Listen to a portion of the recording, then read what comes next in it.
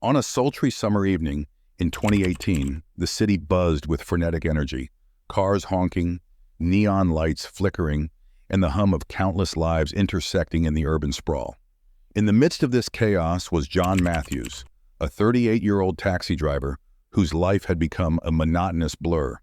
His cab, a battered yellow sedan, was his only constant, an island of solitude amidst the endless stream of passengers. John once had dreams. Born and raised in a small town, he moved to the city in his 20s, full of ambition and hope. He married young to a woman he believed would be his partner for life. But life had other plans. His marriage crumbled under unmet expectations, and his wife left him, taking their young daughter.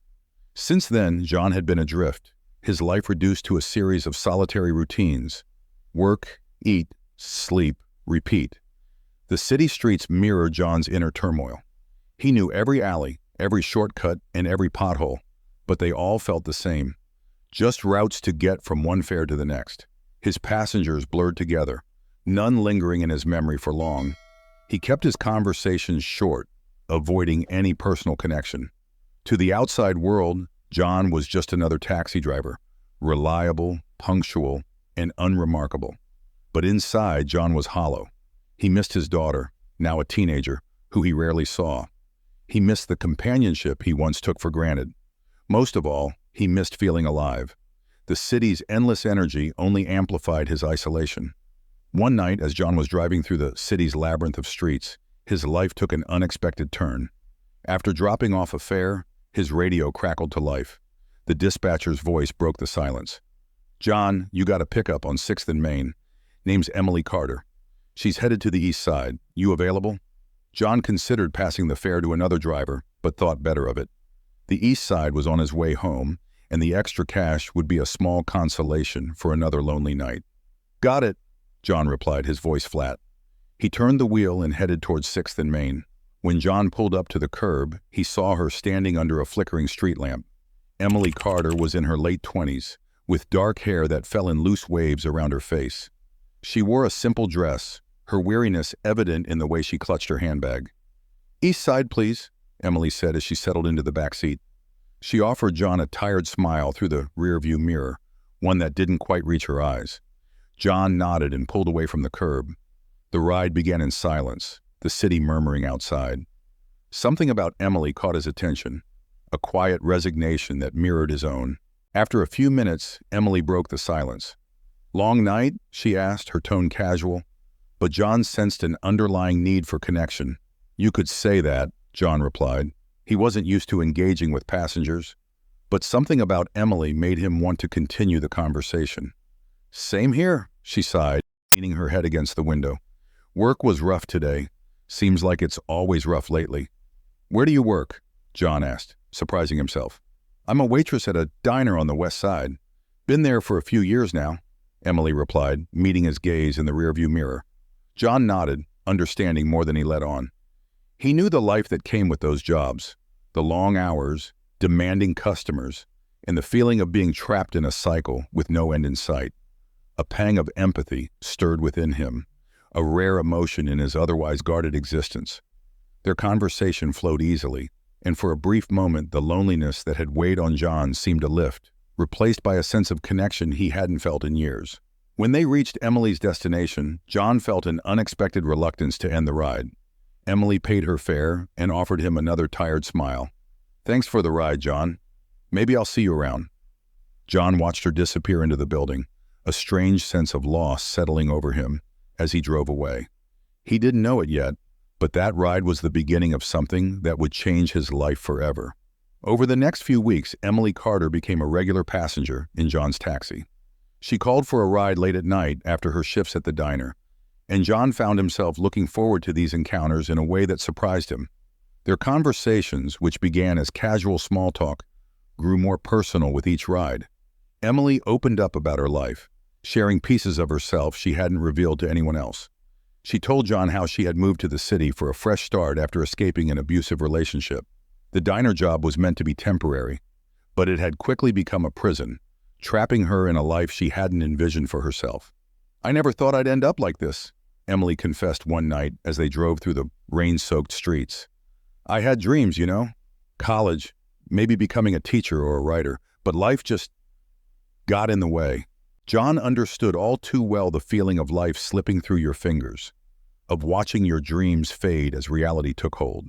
Though he rarely shared much about his own past, Emily's words resonated with him, stirring emotions he had long buried.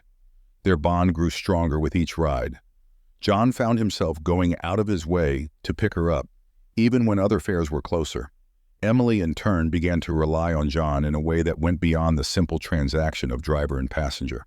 She started to see him as a friend, someone she could trust in a world that had often let her down. One cold November night, their relationship took a turn. Emily called John after a grueling shift, her voice trembling. When he arrived at the diner, she was waiting outside, her eyes red and swollen from tears. Without a word, John unlocked the door, and Emily slipped into the back seat. As they drove away, the silence between them was heavy with unspoken emotions. John didn't press her for details, sensing she wasn't ready to talk yet. Instead, he drove, the city streets providing a comforting backdrop. Finally, Emily spoke, her voice barely above a whisper. "He found me." John's grip on the steering wheel tightened. "Who?" "Mark," Emily replied, her voice breaking. "My ex. He showed up at the diner tonight, made a scene. I was so scared, John. I don't know what to do." A surge of protectiveness welled up inside him. "You're safe now," John said, his voice firm. "He can't hurt you while I'm around." Emily looked at him through the rearview mirror, her eyes filled with a mix of fear and gratitude. "Thank you, John," she whispered. "I don't know what I'd do without you." That night marked a turning point in their relationship. What had started as a simple connection between two lonely souls became something deeper, more intense. John found himself thinking about Emily constantly, worrying about her safety, and wondering how he could help her escape the clutches of her past. Emily, in turn, began to lean on John more and more, seeing him as her protector. But as their bond grew stronger, so too did the risks they were willing to take. The lines between friendship and something more blurred, and they were drawn into a whirlwind of emotions they couldn't control. Their late-night rides became more frequent, their conversations more intimate, and their need for each other more desperate. Neither of them realized it yet, but they were on a collision course with disaster, one that would test the limits of their connection and ultimately lead to a tragedy that would change their lives forever. The transition from friendship to something more wasn't marked by a single moment, but by a series of small, almost imperceptible changes. What began as comforting words and shared glances soon evolved into lingering touches and deeper confessions. For both John and Emily, the boundaries of their relationship became increasingly difficult to define.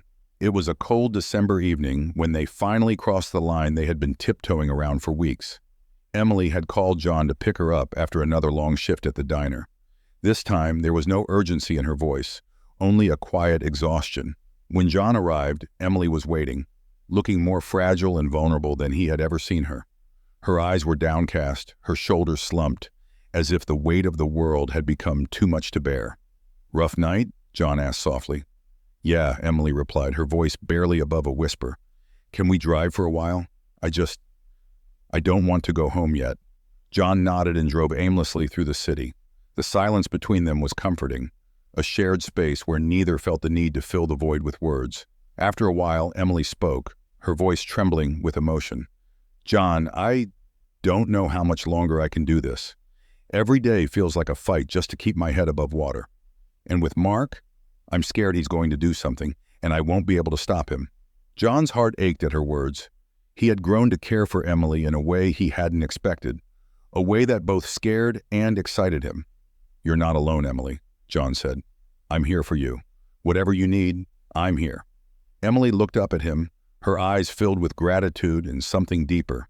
For a moment, they simply stared at each other, the air between them thick with unspoken emotions. Then, as if drawn together by some invisible force, Emily leaned forward, closing the distance between them. The first kiss was hesitant, almost tentative, but the hesitation didn't last long. The kiss deepened, fueled by weeks of suppressed emotions and unspoken desires. In that moment, all the walls they had built around themselves came crashing down.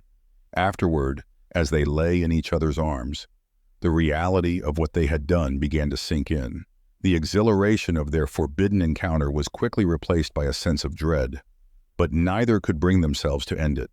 They were caught in a web of their own making, unable to resist the pull of their illicit relationship. As they dressed in silence, Emily finally spoke. "What do we do now, John?" John didn't have an answer. He knew they couldn't go back to the way things were, but he also knew that continuing down this path could only lead to more pain. "We'll figure it out," John said, though even he didn't believe the words. "We'll figure it out together." But deep down, both knew their affair was a ticking time bomb, one that could explode at any moment and destroy everything in its wake.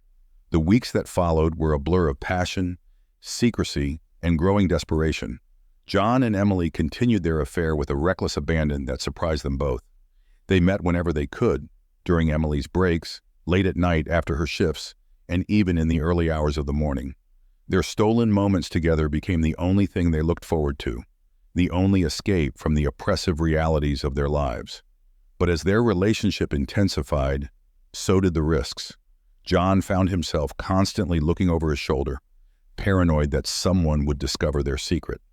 He started lying more frequently, to his colleagues, his few remaining friends, and even to his ex-wife. The lies came easily at first, but as they piled up, they began to suffocate him. Emily, too, was unraveling. The fear of Mark, her abusive ex-boyfriend, loomed over her like a dark cloud. She knew he was still out there, watching her, waiting for the right moment to strike. Every time she saw a figure in the distance or heard a noise outside her apartment, her heart would race with terror. The only thing that kept her going was the thought of John. But as much as they tried to lose themselves in each other, the outside world refused to be ignored. Mark's presence grew more threatening. He left cryptic notes on Emily's door, called her from unknown numbers. Emily tried to downplay the danger to John, not wanting to burden him with her fears, but it was clear that Mark was becoming more unhinged. One night, after a particularly tense encounter with Mark, Emily rushed into John's cab, her face pale and her hands trembling. "He was there, John," Emily whispered, her voice barely audible. "He said he knows about us, that he's going to make us pay." John's blood ran cold. His first instinct was to tell Emily to leave the city, but he knew that was impossible. Emily had no money, no family, and no place to go. "We need to go to the police," John said firmly. "Mark's dangerous. You can't keep living like this." But Emily shook her head, panic in her eyes. "No, John, the police won't do anything. They didn't do anything the last time, and they won't help now. Mark's too smart. He knows how to cover his tracks. If I go to the police, it'll just make things worse." John felt helpless. He wanted to protect Emily, but he didn't know how. Every option seemed fraught with risk. He reached out and took Emily's hand. "We'll figure this out," John said. "I won't let him hurt you." But even as he said the words, doubt gnawed at him. How could he protect Emily when he couldn't even protect himself? In the days that followed, John became more obsessed with keeping Emily safe. He would drive by her apartment at odd hours, park outside the diner during her shifts, and follow her home. His work began to suffer, his sleep became restless, and his mind was consumed by thoughts of Mark. Emily, too, was deteriorating. The constant fear left her on edge. She withdrew from her coworkers, her friends, and even from John at times. Their once passionate affair now felt more like a lifeline, something they clung to out of desperation. As their world closed in around them, John and Emily began to realize there was no easy way out. The walls were closing in, and the only question was how much longer they could hold on. And then, on a cold and rainy night in January, the inevitable happened. Emily was working a late shift at the diner, her nerves frayed from a particularly rough encounter with Mark earlier in the day. He had cornered her in the alley, his eyes wild with rage, and had grabbed her arm so hard that it left bruises. She had managed to pull away and run back inside, but the encounter had shaken her to the core. John had been waiting for her in his taxi, but when Emily didn't come out at her usual time, he began to worry. He parked the car and went inside the diner, his heart pounding. The diner was nearly empty, but Emily was nowhere to be seen. Panic surged through John as he approached the counter. "Where's Emily?" The waitress looked up in surprise. "She left about half an hour ago, said she wasn't feeling well." John's heart sank. He knew Emily wouldn't have left without telling him. Something was wrong. Without another word, John ran out of the diner, his mind racing. He got back into his taxi and sped towards Emily's apartment. When John arrived, he knew immediately that something was wrong. The front door was ajar, the lock broken. John's heart pounded as he stepped inside. The apartment was a mess. John's worst fears were confirmed when he saw the blood, small droplets leading to the bedroom. With his heart in his throat, John followed the trail. Emily was lying on the bed, her face pale with terror. Mark stood over her, gripping a knife. "You thought you could get away from me, didn't you?" Mark snarled. "But you were wrong, Emily. You were so wrong." John's mind went blank with fear and fury. He didn't think, he just acted. He lunged at Mark, wrestling him to the ground. The two men struggled, crashing into the walls as they fought for the knife. Emily screamed, trying to pull John away, but it was too late. In the chaos, the knife slipped from Mark's hand. Driven by a blind, desperate rage, John picked it up. The next moments were a blur of violence and terror. When it was over, Mark lay motionless on the floor, and Emily was sobbing in the corner. John stood there, breathing heavily, the knife still clutched in his hand. Mark was dead. He had killed him, and there was no going back. As the sirens of approaching police cars echoed in the distance, John and Emily were left to face the devastating consequences of their actions. The rain had subsided to a steady drizzle by the time the police arrived. John stood frozen, the bloody knife still in his trembling hand. The adrenaline that had fueled his actions had drained away, leaving him hollow. Emily was huddled in the corner, her sobs quieting. Uniformed officers flooded into the room, their voices sharp and commanding, but the words barely registered in John's mind. "Drop the weapon!" The words cut through the fog in John's brain, and he looked down at the knife as if seeing it for the first time. Slowly, he released his grip, the blade clattering to the floor. The next moments passed in a blur. John was handcuffed and led out of the apartment. Emily's cries grew louder as she pleaded with the officers, but her words were lost in the chaos. Outside, the night was cold. John was shoved into the back of a police car.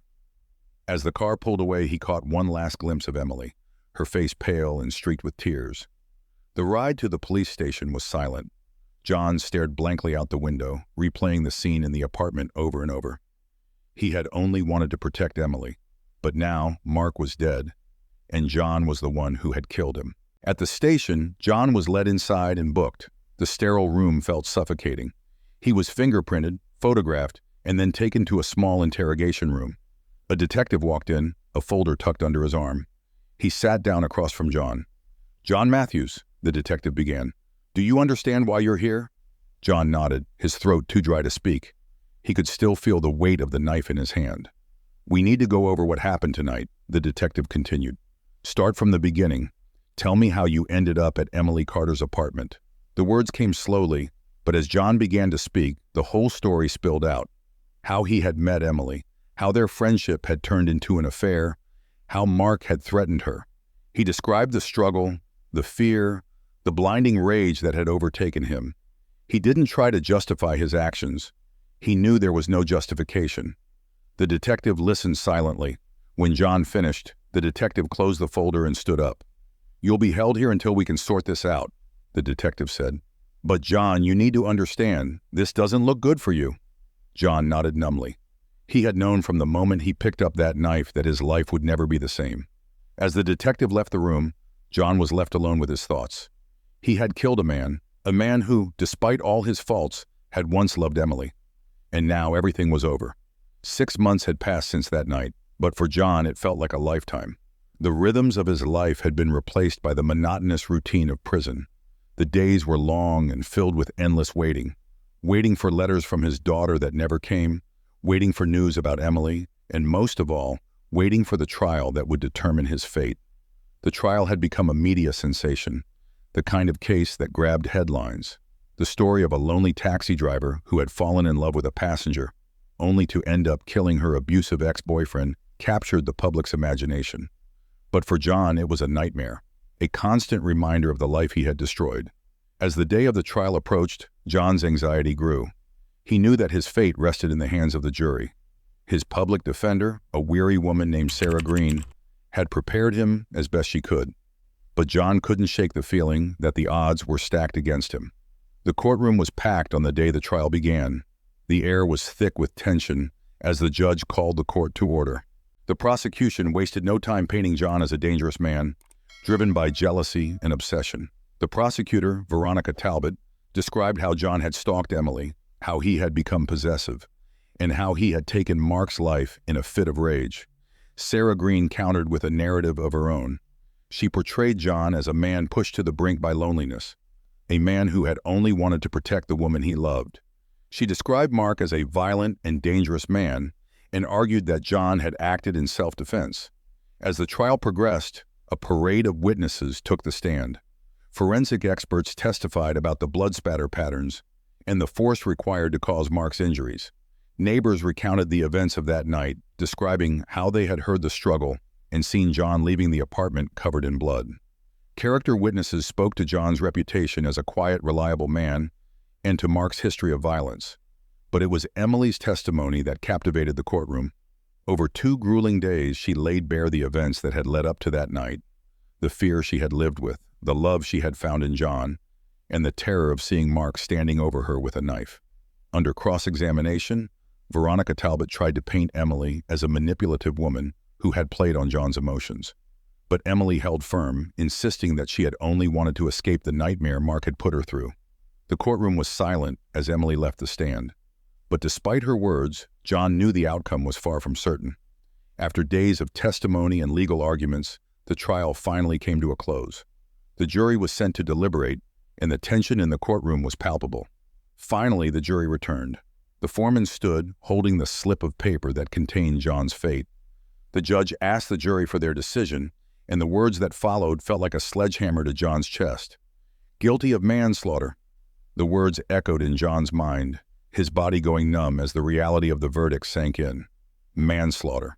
Not murder, but still a conviction that would send him to prison for years. The judge announced the sentence: 15 years with the possibility of parole after 10. The weight of the sentence settled over John like a shroud, the full extent of his actions finally catching up with him. As the courtroom began to empty, John was led away in handcuffs, his eyes fixed on the ground. He didn't look at Emily as he passed her, didn't see the tears streaming down her face, or the way her shoulders shook with silent sobs. He couldn't bring himself to face her, to acknowledge the pain he had caused and the life they would never have. The last thing John heard as the courtroom doors closed behind him was the sound of Emily's voice, calling out his name one last time, a desperate plea that echoed in his mind as he was led down the cold, sterile hallway toward a future he could no longer imagine. Years passed, but the events of that night and the trial that followed never truly left John. In prison, time seemed to stretch endlessly, each day blending into the next, marked only by the slow passage of the seasons outside his barred window. The routines of prison life were a stark contrast to the chaos that had led him here, but they offered little solace. Every night when the lights went out and the prison settled into its uneasy silence, John was haunted by the memories of what he had done. Emily wrote to him regularly at first, her letters filled with words of comfort and regret. She told him about her life outside, how she was trying to move on, how she was seeing a therapist to deal with the trauma, and how she missed him every day. But as the years went by, the letters became less frequent, and John knew it was only a matter of time before they stopped altogether. He couldn't blame her. The bond they had shared, forged in desperation and fear, had been irreparably damaged by the violence of that night. John's daughter visited him a few times during the early years of his sentence, but those visits were always awkward, filled with long silences and strained attempts at conversation. She was a teenager now, growing up in a world where her father was known as a killer, and the gap between them only grew wider with each passing year. Eventually, the visits stopped, and John was left with nothing but the faint memories of a life he could never return to. The years wore on, and John's once vibrant spirit dimmed. He became just another inmate, a man defined by the number on his prison uniform, rather than the life he had led before. He kept to himself, avoiding trouble, and spent most of his days lost in thought, replaying the events that had led him here over and over in his mind. As the 10-year mark approached, John was granted a parole hearing. His behavior in prison had been exemplary, and there was a chance he could be released early for good behavior. But as the hearing drew near, John found himself conflicted. What life awaited him outside these walls? What would he do? Where would he go with the weight of his past still hanging over him like a dark cloud? The day of the hearing arrived and John sat before the parole board, a panel of faces he didn't recognize, who held his fate in their hands. They asked him questions about his time in prison, about his remorse for what he had done, and about his plans for the future. John answered as best he could, but the words felt hollow, as if he were speaking about someone else's life rather than his own. In the end, the parole board decided to grant John his release. The decision was met with little fanfare, just a signature on a piece of paper that would allow him to walk out of the prison gates after a decade behind bars. But as John left the hearing room, he felt no sense of relief, no joy at the prospect of freedom, only a deep, aching emptiness. On the day of his release, John walked out of the prison gates into a world that had moved on without him. The sky was gray, the air cool with the promise of rain, and John stood there for a long moment, unsure of what to do or where to go. He had no family waiting for him, no friends to welcome him home. He was a man adrift, with nothing but the clothes on his back and the memories of a life he could never reclaim. He found a small, run-down apartment on the outskirts of the city, the kind of place where no one asked questions and the rent was paid in cash.